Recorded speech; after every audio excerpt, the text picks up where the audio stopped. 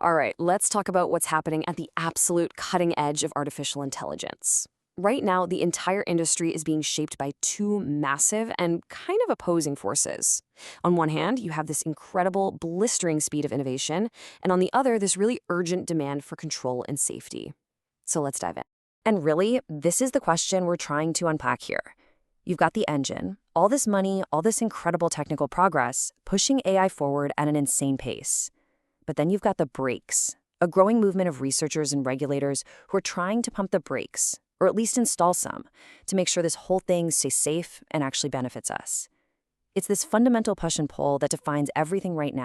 So let's start with that engine, because honestly, it feels less like a tech race and more like a full-blown gold rush. And the reason is pretty simple. The kind of powerful AI models we have today, they need a truly astonishing amount of computing power just to be trained. That's created this wild demand for the specialized hardware that makes it all happen. And you better believe companies are lining up to cash out. A perfect example of this is the AI chipmaker Cerebras Systems. They're gearing up for an IPO in 2026. That's when a private company starts selling shares to the public for the first time.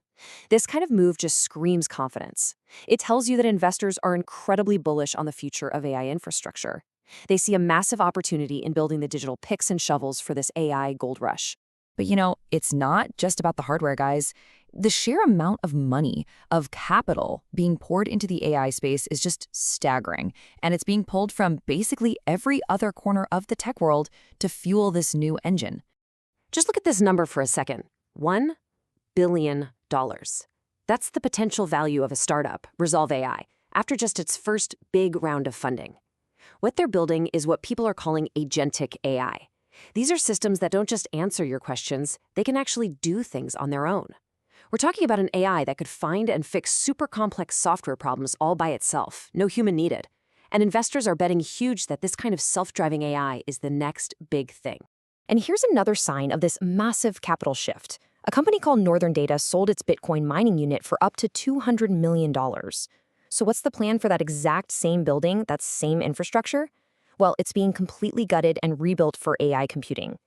This really shows how tangible things, money, buildings, electricity, are being rerouted from the last tech boom, crypto, and funneled directly into AI.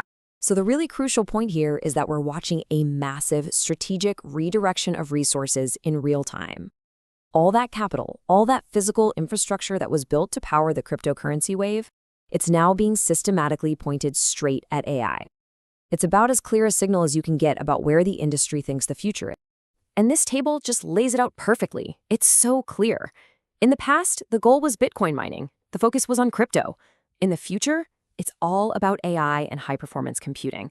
It's a one-for-one swap, moving from one technological frontier right over to the next. Okay, so the engine is supercharged. It's got all the fuel and talent it could possibly want.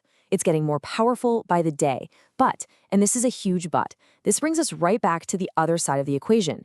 As these systems get more and more capable, more autonomous, how in the world do we make sure they're safe? How do we keep them under our control?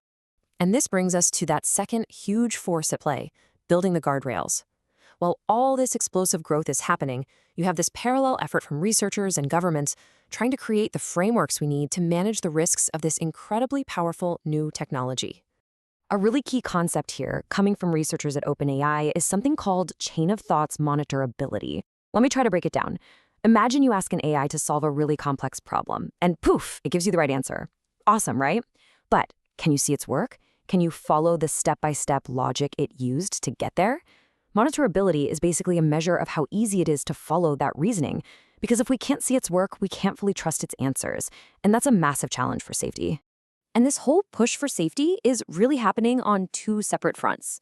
On one side, you've got the research community, labs like OpenAI trying to figure out the science of how we can even measure and supervise these things. At the very same time, you have governments, like New York State, stepping in and creating actual laws that require safety measures for the most powerful AI models. New York's new RAISE Act is a really big deal. It basically forces companies to be more transparent, to actively manage risks, and it sets up government oversight. This isn't just a suggestion. It's about building accountability right into the law. And with a similar bill over in California, we're definitely seeing a trend of states deciding not to wait for the federal government to act. They're making their own rules. So, where does all this leave us? Well, we're watching this real-time negotiation play out between two incredibly powerful forces: that relentless push for faster, smarter, more capable AI, and the absolutely essential need for responsibility and safety. It's a very, very high-stakes balancing act. And if there's one thing to take away from all this, it's this. The future of AI isn't just about the tech itself. It's being forged in this constant tension, this tug of war. You've got the market pushing for speed and power, and you have safety advocates and regulators pulling for caution and control. And that leaves us with the big critical question for the future, doesn't it? Can we actually pull this off? Can the innovators building the engine and the regulators checking the brakes figure out how to work together to create a future where AI is both incredibly powerful and reliably safe? Or is some kind of collision just inevitable? The answer to that question is going to define the next era of technology.